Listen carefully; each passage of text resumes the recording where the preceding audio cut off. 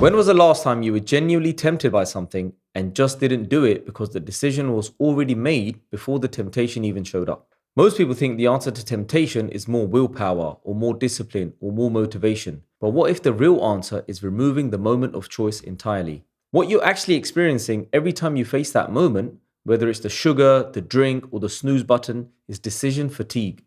And it's bleeding your mental energy before the real work even begins.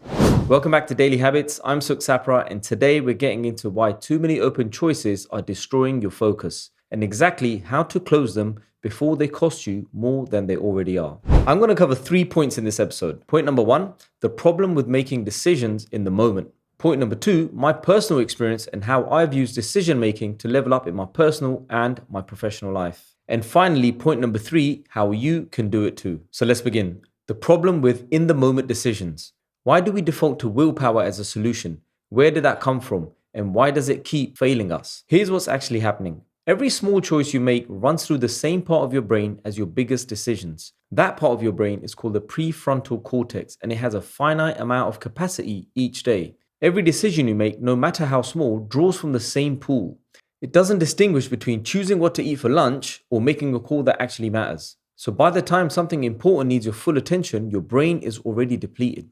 I'm 3 months into not drinking any alcohol with 3 months still to go because I wanted to experiment how it affects my energy and my productivity. So in the last 3 months, have I been tempted to have a drink? Of course, sometimes I have, but I'm not fighting it every time it comes up for me because I made one decision at the start of the year. And that decision is still doing the work now. In my mind, the choice is simply not available to negotiate anymore. And that's what's made it easier to stay on track. What would have happened if I'd left the door open? If I said something like, oh, I'll just see how I feel on the night. That's where most people lose, not at the moment of the temptation, but at the moment they left the decision open. The problem is never your willpower. The problem is not deciding the outcome. Let me give you some real life examples of where I've applied and tested this in my own life. So I DJ at a lot of weddings, and what's abundantly available at weddings is usually food and alcohol, especially at South Asian weddings, right? Now, don't get me wrong. I was that DJ many years ago who would eat the wedding food and even have a few drinks, but not since I decided that my health and my vitality are more important than giving into that, allure of the nightlife.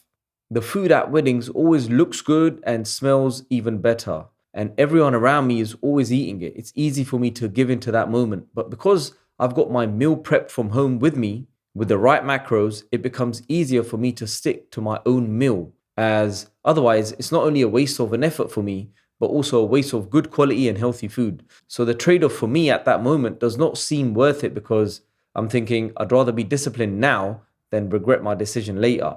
And that goes for everything in life, not just for food.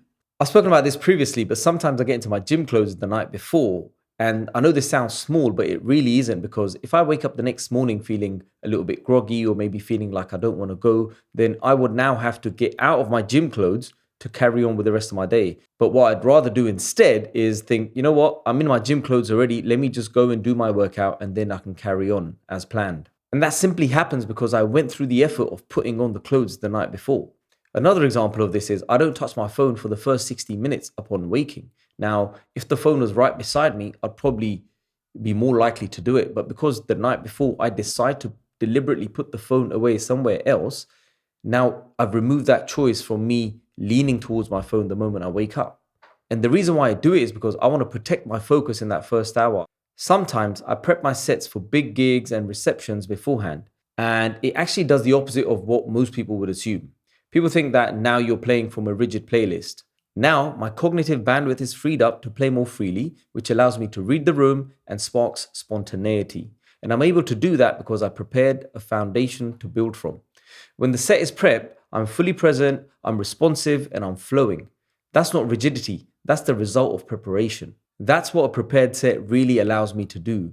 And it's also what meal prepping before a gig does. And it's also what having a solid morning routine does, is being present for the things that matter and align my energy for the moments that actually need it. Here's how actually you can do this too. So what's the difference between a goal and a pre-made decision? Well, for my context, a goal would be, I want to eat clean, but a decision would be, I don't eat at events. One requires more willpower every single time, whereas the other one doesn't. Next, how do you identify which decisions are worth pre-making? Because not everything needs this treatment. So where does this matter most? Look at where you repeatedly feel friction, temptation, or low energy. That becomes your list. Then do an audit. Pick one area of your life this week, one recurring decision that consistently drains your energy. And then pre-decide it. Don't set a goal, make it a rule, and remove the option to negotiate with yourself in the moment. What do you say to yourself when the temptation still shows up? Because it will show up. I just completed a 30-day sugar reset in March, but was I tempted to eat sugary snacks or fruits during this time? Of course. Did I do it though? No, because I had already made a decision not to. And now if I went against my own decision, it would make me feel like a failure. Because I believe that if I don't have control over what I put in my mouth, then how will I succeed or overcome the bigger challenges in life? So me taking control here gives me a greater sense of power, and now I can take that and use it when I'm out there dealing with a bigger beast. The decision being made doesn't mean the feeling disappeared. It meant that the feeling no longer had any power over the outcome. And the goal here isn't to build a zero-choice life, it's to build a zero-choice environment for the things that don't deserve your energy, so that you have everything left for the things that do. So here's one thing I want you to do this week. Identify one recurring decision that's costing you your energy or willpower, and then pre-decide it today. Write it down and make it a rule, not just a preference, a rule. You don't need more discipline, you need fewer open decisions. The most focused people you know aren't fighting temptation harder than you. They're just better at making decisions. If you've enjoyed this episode, then please share it with a friend or a loved one who you think will benefit, so that together we can make these actionable tools available for everyone.